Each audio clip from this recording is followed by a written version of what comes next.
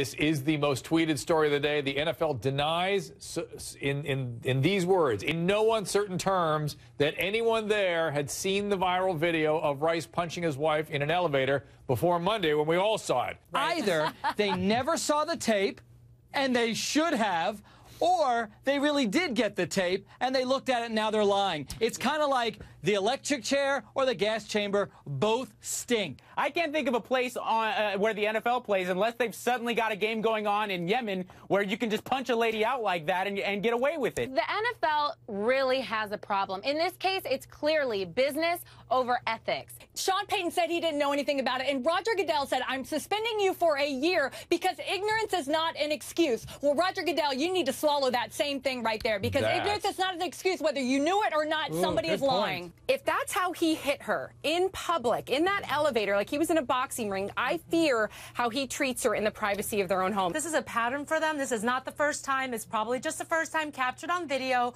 but certainly there's a dynamic that has been developing between them for a long time. He could have done her serious, or may have still have done serious bodily harm. Absolutely. If you get a brain injury sufficient to lose consciousness, that can affect you the rest of your life. I don't care who you are. This is not a Ray Rice problem.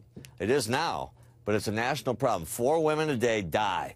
2.5 million kids watch this going on in their houses. For 17 years, I was the child watching my mother walk through a domestic violence situation. Women and men don't realize that their children are watching. So Ray becoming that person, I have to wonder, what did he see when he was growing up? Yes. And we continue this cycle, And generation Jennifer, after generation after generation. Jennifer, we have a and saying. It hurts. The girls become warriors and the boys become warriors. Wow. So we have the boys becoming violent and the girls turning inward. It's ironic that Ray Rice is a running back because they should all do what Ray Rice done.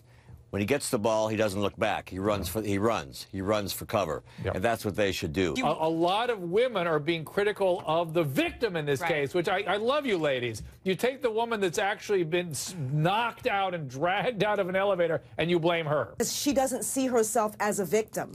And until she sees herself as a victim, there's not a thing that anyone can do except for rally around and support her. Coercion and control, where you wear the person down. They almost become, some of them become almost Stockholm Syndrome, like where they identify with the abuser. I wonder if that's where we are here. And there's a lot to this. There's a lot to be learned from it. But ultimately, I agree with Abby. I think more needs to be done because this is being sort of brushed aside as just one of those things. A year of treatment? Yeah, okay, but let us know what is happening here and why. Maybe there is an explanation. I don't see it. I empathize for anybody who's in a domestic abusive relationship, but I don't think this is the case here. I think this is a BDSM relationship that went too far, though. That went too far. In a BDSM relationship that's consensual, both partners at the end of the day are experiencing some pleasure, sometimes via pain and humiliation. But there are boundaries, there are safe words, and there are rules with these types of relationships. Well, but this is what 50 Shades of Grey would look like in reality. Sure. This is why not even close. That's such an unfair way. That's not what are you talking about? This is exactly the same thing. This is abuse, Dr. Drew. This is, again, a byproduct of the 50 Shades of Grey culture where people don't understand a true BDSM relationship. And that book should be called 50 Shades of Abuse because there's so much abuse in it. You kind of have to do the online dating now, I guess, if you're out there. But obviously, it's awful. I mean, that's why I stayed married, also because I need my husband's help to upload my pictures onto Match because I don't know how to do anything. If the point is guys like hot women, duh, it didn't take a brain scientist to tell us that. Of course, guys like pretty women. That as testosterone goes up, people get more interested in younger people. So women later, the estrogen goes down, testosterone goes up, they start getting interested in younger men. The males also tend to stay interested in the younger persons because perhaps partly because of the flood of testosterone. I want to tell every woman out there, listen to your gay best friend Karamo right now. That's what I was hoping. This is the biggest piece of BS I've ever heard in my life.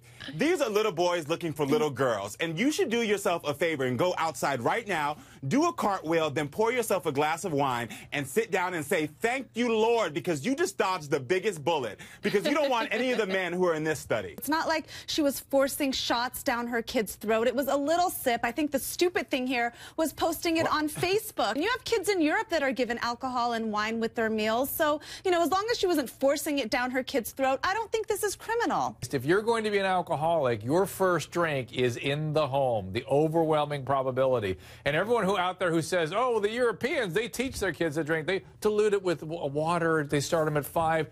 Look at the data on alcoholic liver disease and deaths from alcohol in Italy and France. It's off the chart. They just don't choose to call it alcoholism, and they don't seem to look at what they've done by exposing earlier.